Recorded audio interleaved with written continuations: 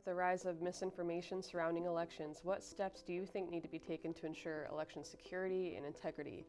And how can voters in Indiana better, inform themselves and safeguard themselves against false information? Listen to this podcast. I mean, I think that's one. I mean, what we see as patterns around the country is that when local media fails, it opens up it's a vacuum that gets filled with national level information.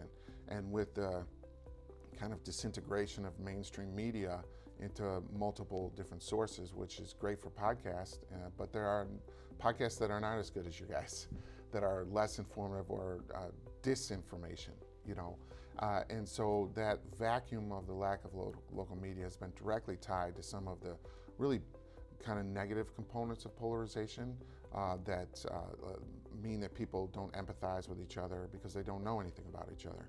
Their information stream and the flow of information isn't what it used to be, where local media used to contextualize. So this is very important that people pursue clearly the solid media sources we have locally that the collaborative is part of, that seek those out. We're really lucky, and I don't think we understand that in this local area, to have such strong and collaborative media sources that do provide good context.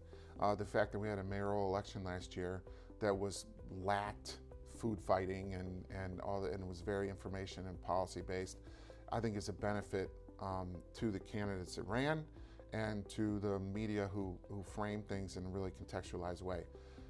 So I think it's hard to do. I think certainly public media and other sources like that, the newspaper, the good local television programs, and this podcasts like this are really important for people. And it's hard to do. It's hard to cut through because there's a lot of junk on the way to get there. That's true. Well, we appreciate you saying that. Yeah, I appreciate you guys doing it. Yeah, thank you so much for speaking with us today, Mike. Is there anything else you want to say? No, I mean, getting out the vote takes people getting informed, doing some work. You have a couple months here, and so hopefully the outlets like this can really break through. So, thank you. You bet.